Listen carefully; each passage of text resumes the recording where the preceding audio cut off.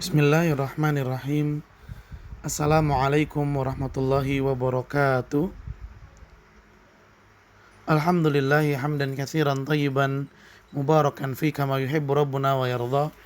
Wassalatu wassalamu ala man la nabiyya ba'dah, amma ba'd. Para siswa SMA Plus Liwaul Furqan, alhamdulillah kita bersyukur kepada Allah Subhanahu wa taala pada kesempatan yang kita berharap semoga Allah melimpahkan keberkahan di dalamnya. Kita bisa melanjutkan kembali pembelajaran usul fikih kita. Mudah-mudahan Allah Subhanahu wa taala selalu memberikan kita kelancaran, semangat, istiqomah dan kemudahan untuk senantiasa belajar dan menuntut ilmu, serta memberikan kita kemudahan dan keringanan dalam memahami pelajaran-pelajaran yang sedang kita bahas. Dan juga semoga Allah Subhanahu wa taala senantiasa memberikan kepada kita tambahan ilmu yang bermanfaat yang juga barokah. Salawat dan salam semoga senantiasa tercurahkan kepada junjungan kita Nabi yang mulia Nabi Muhammad sallallahu alaihi wasallam, juga kepada keluarganya, kepada para sahabatnya, dan kepada orang-orang yang senantiasa mengikuti jejak sunnah beliau hingga hari kiamat. Allahumma la sahla illa ma ja'altahu sahla wa anta taj'alul hazana idza syi'ta sahla. Rabbi shrah li sadri wa yassir li amri wahlul 'uqdatam min lisani yafqahu qawli. Rabbana zidna ilman warzuqna fahman.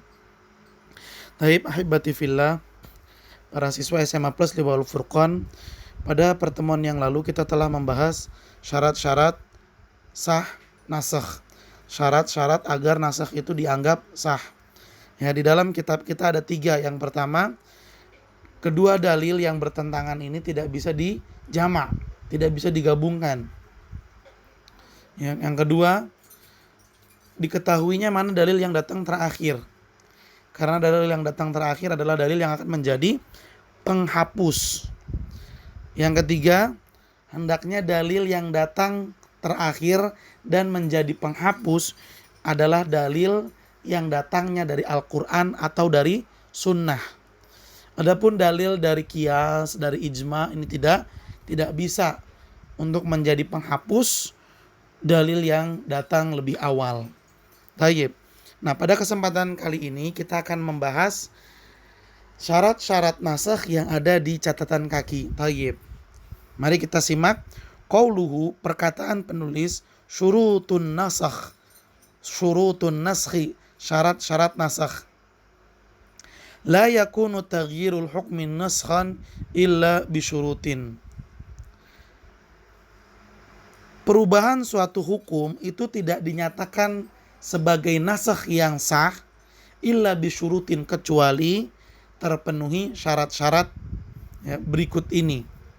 Jadi tidak ada yang namanya nasakh terhadap suatu hukum, tidak ada penghapusan terhadap suatu hukum, tidak ada perubahan terhadap suatu hukum kalau syarat-syarat yang ditetapkan berikut ini tidak terpenuhi semuanya. Apa saja? Tayyib. Nah, kalau sebelumnya kita dipaparkan ada 3, nah di sini ada lebih dari 3. Asyartul awal, syarat yang pertama, an yakuna hunaka raf'un lil khitabil mutaqaddim. Fa in kana takhsisan aw taqidan fa innahu la yu'addu naskhan wa innama yu'addu bayanan. An yakuna hunaka, hendaklah pada nasakh ini raf'un lil khitabil mutaqaddim, ada penghapusan hukum yang diterangkan oleh dalil yang datang lebih dulu. Jadi ada dalil yang datang lebih dulu menyatakan suatu hukum. Nah, nasakh itu adalah dihapuskannya hukum tersebut. Itu nasakh nih. Ini baru namanya nasakh. Fa in kana takhsisan, karena kalau tidak menghapus hukum yang dibawakan oleh dalil pertama, itu ada 2. Bisa dibilang taksis. Taksis itu bagaimana? Taksis itu mengecualikan sebagian hukum. Contoh misalnya sholat Jumat, ayat pertama kali datang menyatakan bahwa sholat Jumat itu wajib semuanya. laki, perempuan, anak kecil, orang dewasa, semuanya terkena kewajiban sholat Jumat. Tapi dalam hadis Nabi SAW menjelaskan bahwasanya kewajiban sholat Jumat itu khusus bagi laki-laki dewasa. Berarti perempuan tidak termasuk, begitu pula dengan anak kecil. Nah, ini namanya taksis, pengkhususan. Au taqyidan, ada juga takyid. Ya. Takyid ini sama, mirip dengan taksis, pengkhususan. Menjadikan suatu hukum yang tadinya mutlak, ya, bebas, tapi ternyata ada keterangan yang lebih rinci. Misalnya tentang kafaroh, penebusan dosa. Di mana di antara penebusan dosa itu adalah dengan membebaskan budak. Ya, membebaskan budak. Tapi khusus bagi orang yang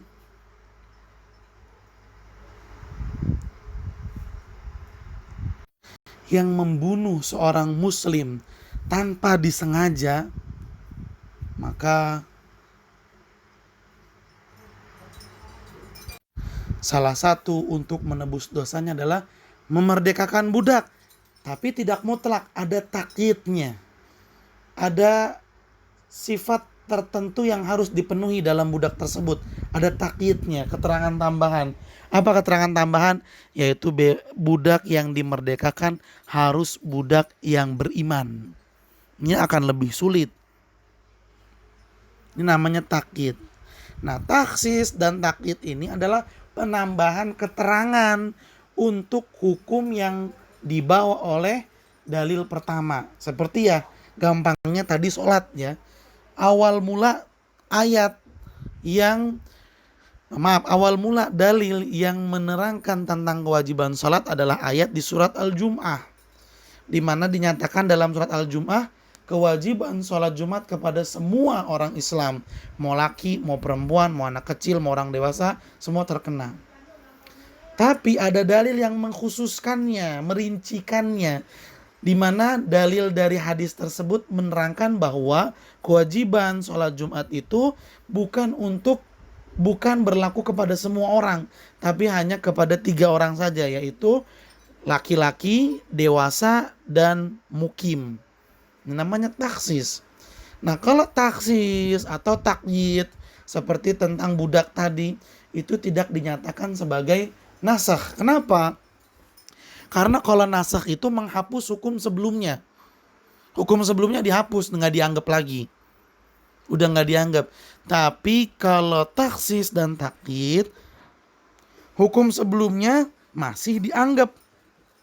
Tapi ada rincian. Ada rinciannya. Ya, seperti sholat Jumat, hukumnya masih berlaku, yaitu wajib. Tapi ada rinciannya, di mana kewajibannya itu ditunjukkan kepada laki-laki, dewasa, dan mukim. Wa innama yu'addu bayanan. Nah, taksis dan takyid ini dinyatakan sebagai bayan, penjelasan dan keterangan tambahan untuk suatu hukum yang dibawa oleh dalil yang pertama kali datang. Nah, tentunya pengkhususan dan takyid ini juga berdasarkan dengan dalil, bukan sesuai dengan pemahaman orang yang membacanya, tidak. Sebagaimana sholat Jumat dikhususkan hanya berlaku untuk laki-laki, dewasa, dan mukim, itu keterangannya juga datang dari dalil yang sah. Tapi tidak dinyatakan sebagai nasakh, karena hukum yang berlaku pada ayat atau dalil yang pertama datang itu tetap berlaku, ya, tidak dihapus. Asyartu tsani, syarat yang kedua, an yakunal hukmul awwalu tsabitan bi khitabin. Hendaknya hukum pertama itu datangnya dari dalil yang sahih, Al-Qur'an atau hadis. Seperti ya, Al-Qur'an atau hadis. Sebagaimana contohnya adalah nikah mut'ah. Afwan. Ya. Sebagaimana contohnya nikah mut'ah, di mana penetapan halalnya nikah mut'ah itu ya dari dalil juga, hadis, dan pengharamannya juga dari hadis. Sekali lagi kita ulang ya.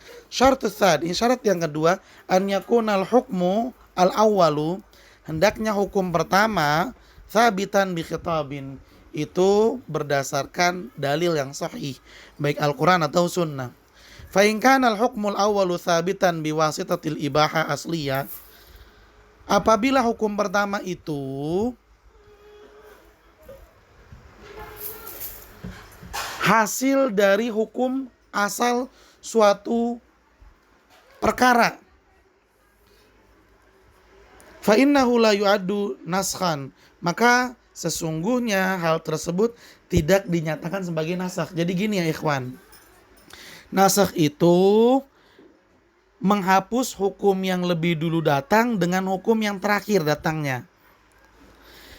Dan hukum yang lebih dulu datang ini datangnya dari Al-Quran atau dari hadis. Keterangannya dari Al-Quran atau dari hadis.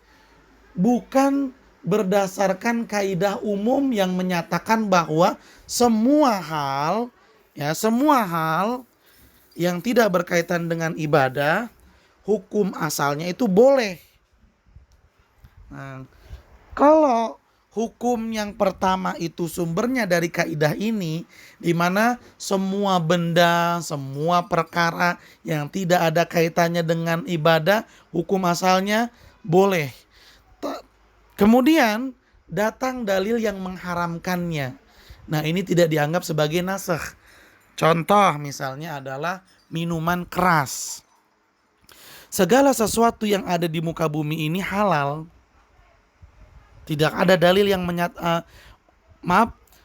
kaidah menyatakan bahwa semua yang ada di muka bumi ini halal karena Allah menciptakannya untuk kita. Contoh misalnya minuman keras, hukum asalnya boleh. Dapat dari mana? Coba sebutkan hadisnya atau sebutkan keterangan dari Al-Quran yang gak bakalan ada akan kehalalan hal tersebut, yaitu minuman khamar. Tidak ada. Sama seperti kalau kita nanya, makan tempe sama tahu halal gak? Halal, coba mana dalilnya? Al-Quran atau dari hadis deh, terserah. Ya gak bakalan ada keterangan dari Al-Quran atau dari hadis tentang halalnya makan tahu dan tempe. Kenapa? Karena kehalalan makan tahu dan tempe itu didapat dari kaidah yang berlaku secara umum, yaitu kaidah yang menyatakan bahwa segala sesuatu yang ada di dunia tidak berkaitan dengan ibadah, hukum asalnya boleh. Ya, kita kembali lagi kepada contoh minuman keras. Hukum asalnya minuman keras itu boleh. Kalau ditanya mana dalilnya kalau minuman keras itu boleh, ya nggak ada. Baik dari Al-Quran atau dari hadis nggak ada. Tapi didapat dari kaidah umum. Nah, yang ada di Al-Quran adalah dalil pengharaman minuman keras. Oh, berarti hukum asal minuman keras kan tadinya boleh. Terus datang ayat nih yang mengharamkannya. Oh, berarti ini nasakh. Tidak, ini tidak nasakh. Kenapa? Karena kehalalan minuman keras bukan didapat dari khitab, bukan didapat dari Al-Quran dan juga hadis yang menyatakan kehalalannya, tapi didapat dari kaidah umum. Nah, yang seperti ini tidak dianggap sebagai nasakh.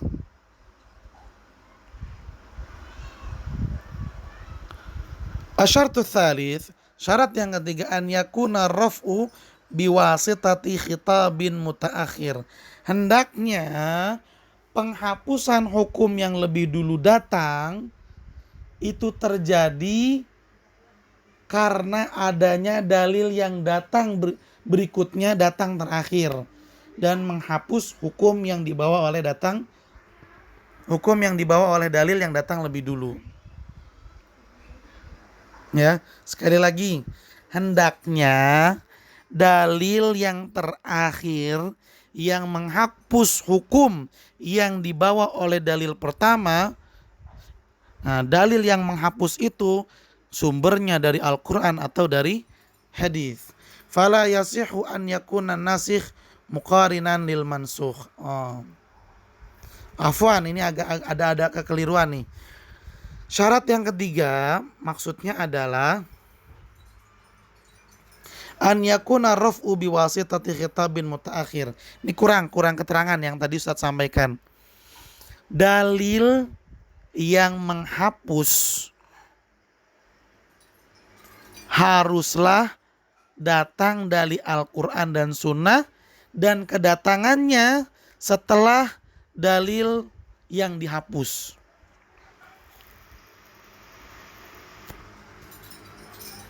Jadi begini ya ikhwan. Ini dalil pertama nih.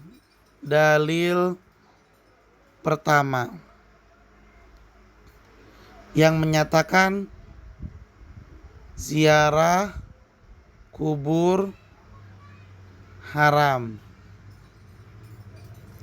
Lalu datang dalil yang kedua yang menyatakan ziarah kubur boleh.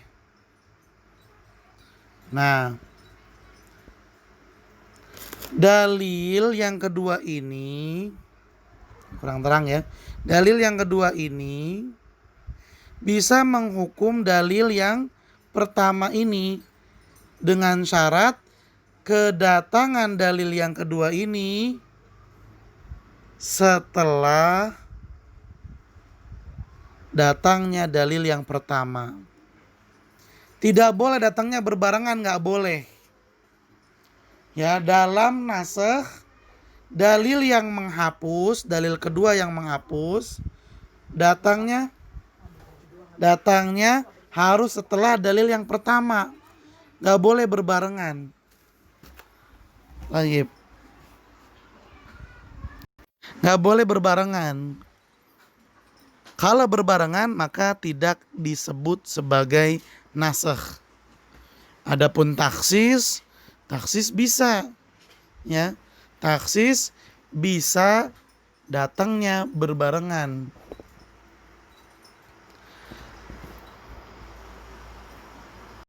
Nah, kalau taksis kan seperti ini contohnya. Sesungguhnya diharamkan bagi kalian bangkai, darah, daging babi, daging hewan yang mati tanpa disembelih dengan menyebut nama Allah, ya, disembelih tapi tidak menyebut nama Allah, itu nggak boleh dimakan. Nah, di sini ada pengkhususan nih. Barang siapa terpaksa memakannya maka tidak berdosa. Nah, ini pengkhususan. Dalil yang pertama yang menyatakan haram lalu dikhususkan dalam suatu keadaan, dan pengkhususannya datangnya berbarengan dengan dalil pengharaman. Ini boleh dan ini tidak dianggap sebagai nasikh. Kenapa? Karena pengkhususan terhadap hukum yang pertama datangnya berbarengan. Sedangkan nasikh itu datangnya nggak boleh berbarengan, datangnya harus terlambat.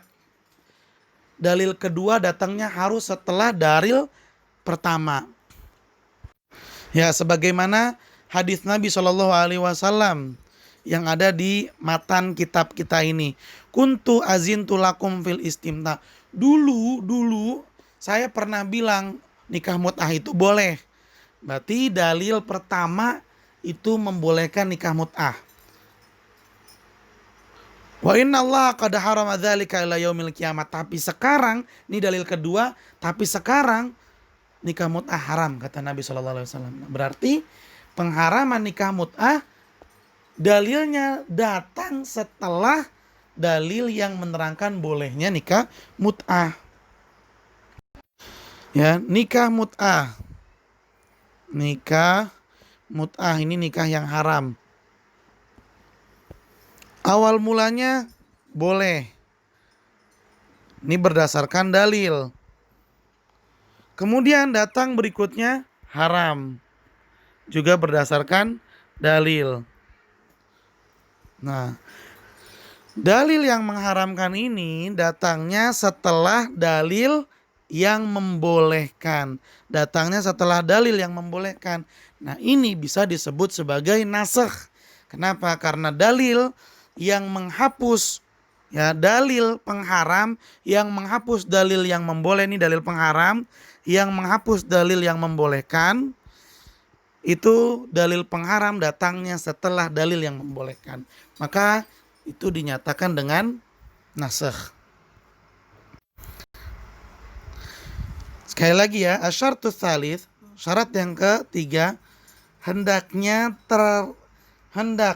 pada nasikh, ya, hendaknya pada nasikh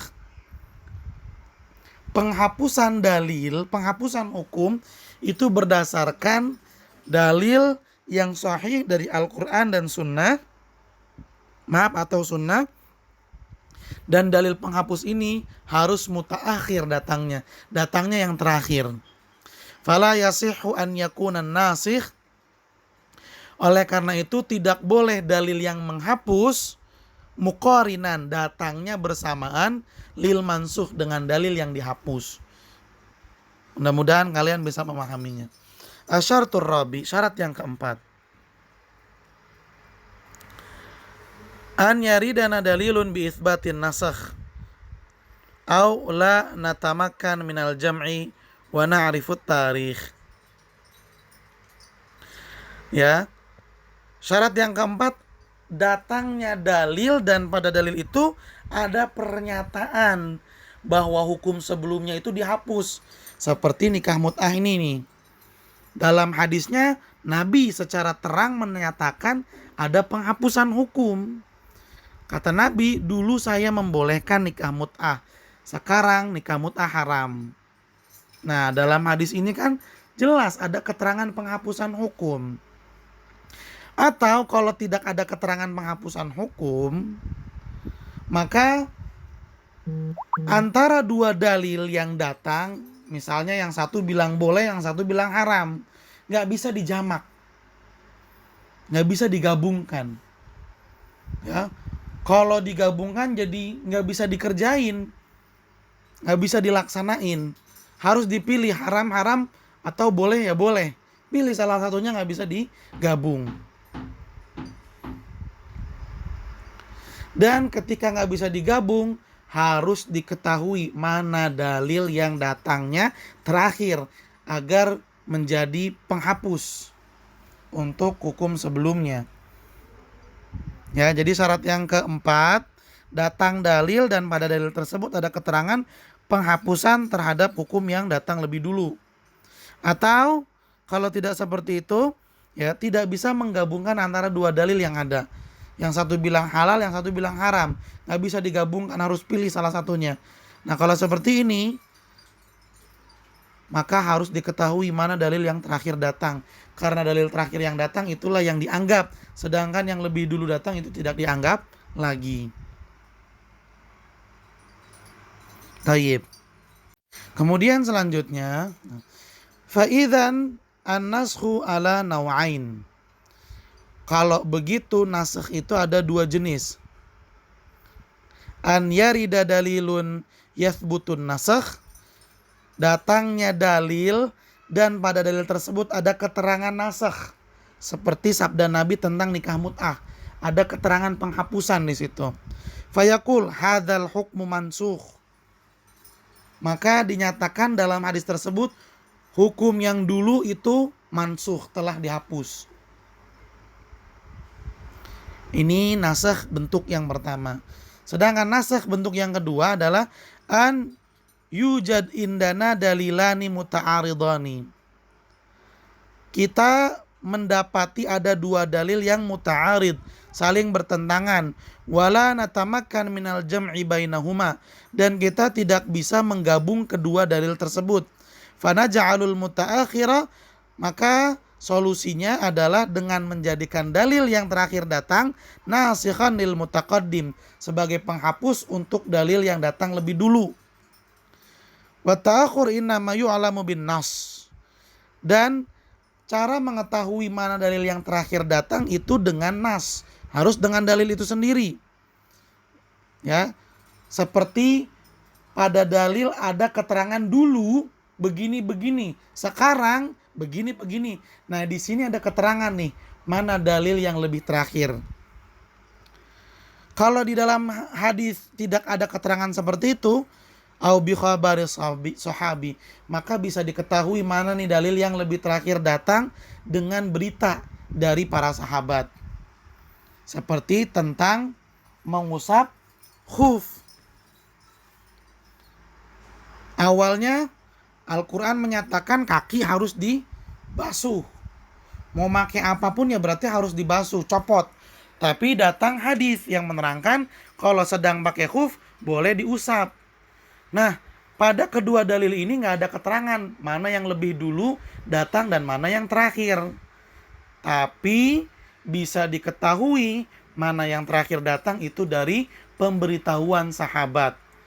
Di mana seorang sahabat menyatakan ayat Al-Quran yang menerangkan bahwasanya kaki ketika berwudu harus dicuci itu lebih dulu datang. Karena hadis yang menerangkan tentang bolehnya mengusap khuf itu diriwayatkan oleh seorang sahabat yang baru masuk Islam setelah turunnya ayat membasuh kaki ketika berwudu. Kan hadis ya dibawakan oleh sahabat, seorang muslim mukmin. Nah, di sini kelihatan, oh berarti dalil yang menerangkan bolehnya untuk mengusap khuf datangnya terakhir ya, daripada ayat yang menerangkan harus mencuci kaki. Nah, boleh seperti ini. Kalau di dalam dalil tidak ada keterangan mana yang lebih dulu datang, mana yang terakhir, maka bisa diketahui lewat pemberitahuan sahabat. Au bitarikh, atau dengan tarikh, keterangan sejarah.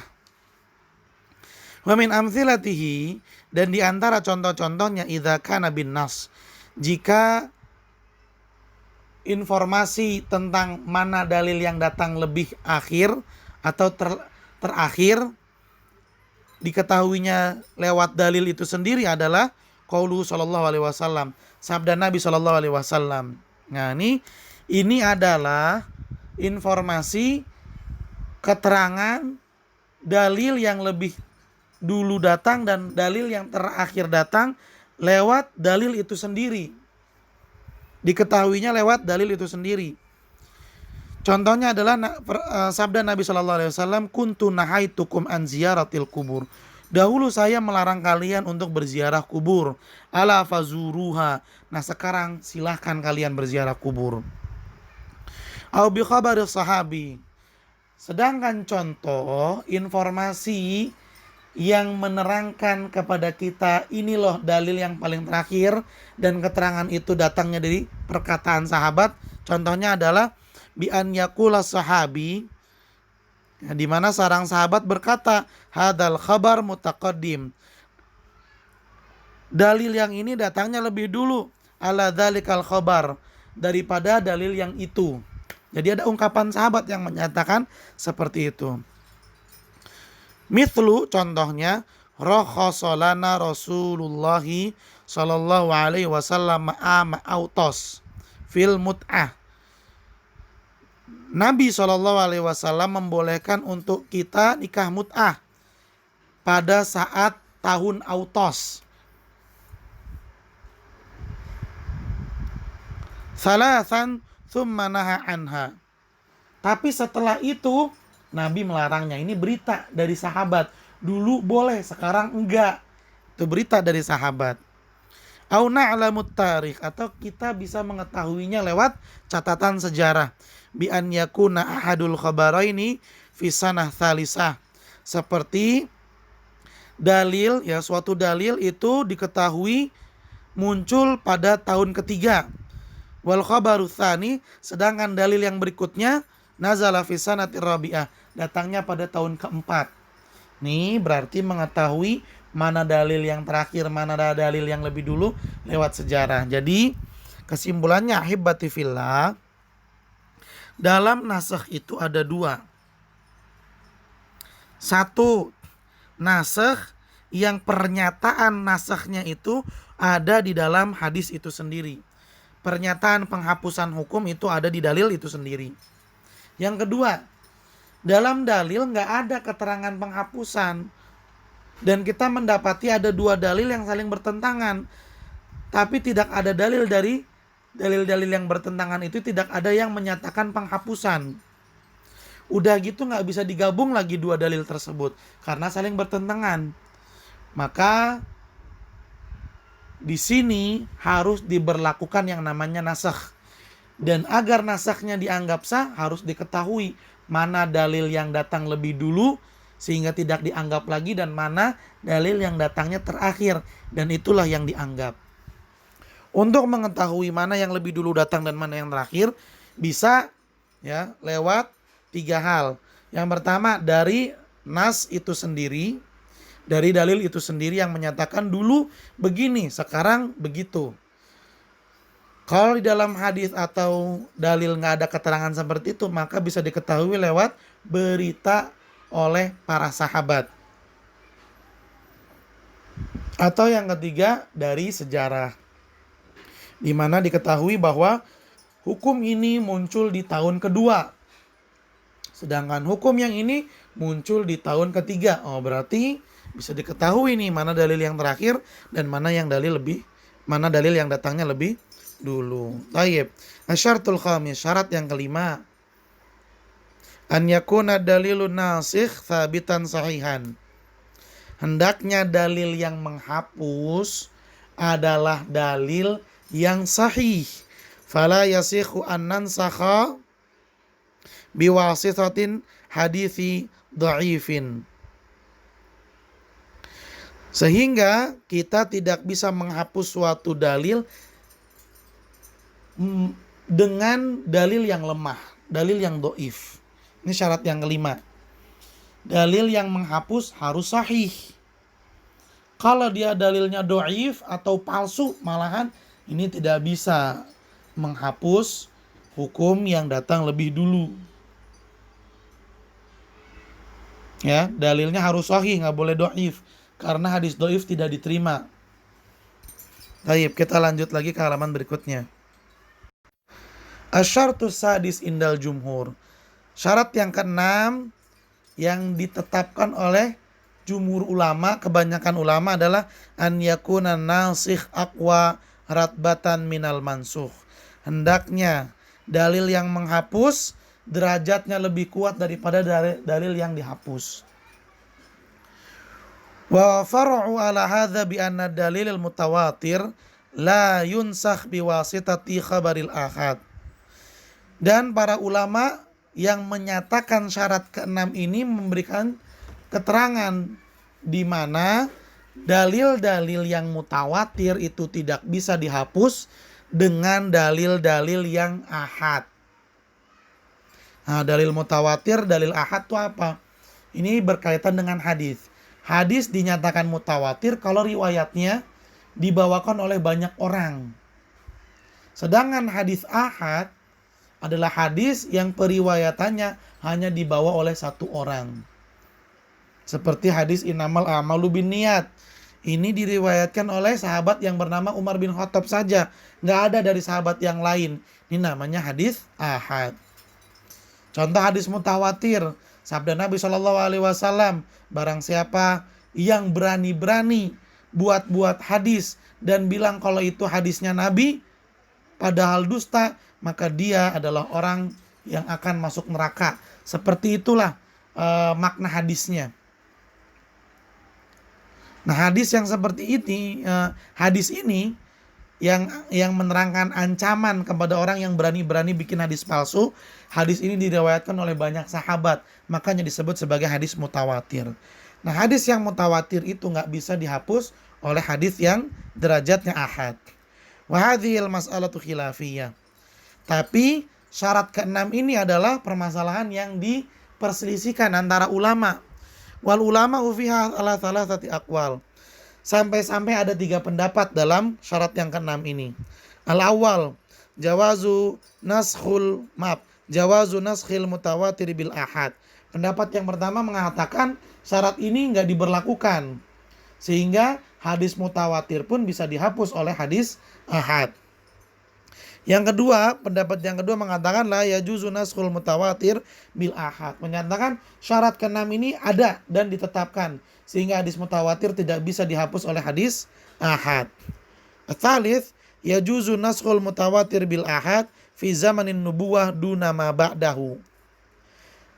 Pendapat yang ketiga ditambahkan syarat, di mana syarat keenam ini berlaku tapi hanya di zaman Nabi. Sedangkan setelah zaman Nabi udah nggak berlaku lagi. Ada 3 pendapat. Wal adharu jawazu naskhil mutawatir bil ahad. Dan pendapat yang paling kuat adalah bolehnya menghapus dalil mutawatir dengan dalil ahad. Artinya syarat yang keenam ini tidak berlaku. Wa dzalika li anna ahla Kuba, hal itu karena penduduk kota Kuba qad tawatara indahum wujubu istiqbali Baitul Maqdis. Telah mutawatir ya bagi mereka dalil yang menerangkan wajibnya untuk sholat menghadap Baitul Maqdis fil kiblati, dalam kiblat sholat. Falamma ja'ahum wahidun, ketika ada satu orang, tuh bayangin satu orang doang, berarti ahad nih. Satu orang datang wa akhbarahum, dan menyampaikan kepada penduduk kota Kuba bi anna hadzal hukum mansukh, bahwasanya sholat menghadap Baitul Maqdis itu udah dihapus. Qabilu khabarahu, semua penduduk kota Kuba menerima kabar tersebut, padahal kabarnya datang dari satu orang doang. Wantaqalu, mereka pun pindah, maksudnya kiblatnya, fastaqbalul ka'bata, lalu mereka pun menghadap ke Ka'bah fi athna'i sholat, padahal mereka lagi sholat loh. Pas lagi sholat ngadepnya ke Baitul Maqdis awalnya. Datang seseorang bilang, sekarang sholatnya nggak ngadep ke Baitul Maqdis lagi, tapi ke Ka'bah. Mereka langsung muter menghadap ke Ka'bah padahal lagi sholat, nggak dibatalin. Bi khabarin wahid, padahal khabar tersebut penduduk Kuba dapat dari satu orang. Fa'athbatu, maka para ulama pun menetapkan naskhal mutawatir biwasitati khabaril wahid, bolehnya menghapus dalil yang mutawatir dengan dalil yang ahad. Fa'aqarrahumun nabi, maaf, penduduk kota Kuba pun menerima, menetapkan bahwasanya hadis yang mutawatir bisa dihapus dengan hadis ahad. Fa'aqarrahumun nabi, dan Nabi SAW pun menyetujuinya, walam yunkir alaihim, dan tidak mengingkarinya. Fadalla dzalika ala jawazi naskhil mutawatir, oleh karena itu hal ini menunjukkan bolehnya menghapus dalil mutawatir bi akhbaril ahad, dengan hadis-hadis ahad. Ahibati fillah, para siswa SMA plus Liwaul Furqan, kesimpulan dari apa yang telah kita pelajari di sini adalah bahwa syarat dinyatakan sahnya nasakh itu ada 6. Ya, kita sampaikan dulu 6-6-nya. Apa saja? Yang pertama, hendaknya ada penghapusan hukum yang datang lebih dulu oleh hukum yang datang terakhir. Hukum yang pertama dihapus, benar-benar dihapus, sehingga tidak berlaku lagi. Kalau masih berlaku tapi dirincikan, ini namanya bukan nasakh tapi namanya taksis atau taqyid. Kalau nasakh harus dihukum total hukum yang datang lebih dulu. Ini syarat yang pertama. Syarat yang kedua, hukum yang pertama itu datangnya dalil-dalil yang sahih, bukan dari kaidah umum yang menyatakan bahwa segala sesuatu pada dasarnya boleh. Kalau seperti ini bukan nasakh namanya. Kenapa? Karena hukum bolehnya sesuatu itu didapat dari kaidah umum, bukan dari dalil. Tadi contohnya minuman keras ya. Minuman keras awalnya boleh. Mana dalilnya? Ya nggak ada. Tapi ini didapat dari kaidah umum. Kemudian datang dalil yang menyatakan minuman keras sekarang haram. Ini bukan nasakh. Kenapa? Karena kehalalan minuman keras itu didapat dari kaidah umum. Ya, ini bukan nasakh namanya. Syarat tsalits, syarat yang ketiga, hendaknya dalil yang menghapus datangnya terakhir. Tidak boleh berbarengan. Dalil yang menghapus datangnya setelah dalil yang dihapus, tidak boleh berbarengan. Asyaratur rabi, syarat yang kedua, dalam hadis atau dalam dalil yang menghapus ada keterangan penghapusan. Ada keterangan penghapusan. Seperti sabda Nabi, dulu saya melarang ini, sekarang saya membolehkan. Ini ada makna penghapusan dalil yang sebelumnya. Kalau dalam sebuah dalil tidak ada keterangan penghapusan, maka yang kedua, ya, kalau nggak ada keterangan penghapusan, maka ada dua dalil yang saling bertentangan dan tidak bisa digabung. Nggak bisa digabung dan diketahui mana yang terakhir datang. Nah, ini syarat yang keempat. Jadi syarat yang keempat, pada dalil ada keterangan penghapusan, atau ada dua dalil dan setiap dalil nggak ada yang menerangkan penghapusan dan tidak bisa digabungkan antara kedua dalil tersebut, tidak bisa digabungkan dan diketahui mana yang datangnya terakhir. Ini syarat yang keempat. Syarat yang kelima adalah dalil yang menghapus itu adalah dalil yang sahih, dalil yang diterima, sahih, hasan. Sedangkan dalil doif tidak bisa menghapus. Ya, derajatnya harus hadis sahih atau hadis hasan, hadis yang diterima. Itu syarat yang kelima. Nggak boleh dalilnya dalil yang doif. Kalau Al-Quran bagaimana ya? Kalau Al-Quran mah sahih semua. Nggak ada ayat di dalam Al-Quran yang doif. Ayat Al-Quran semuanya sahih. Hasan, doif, sahih itu adanya di hadis. Syarat yang keenam,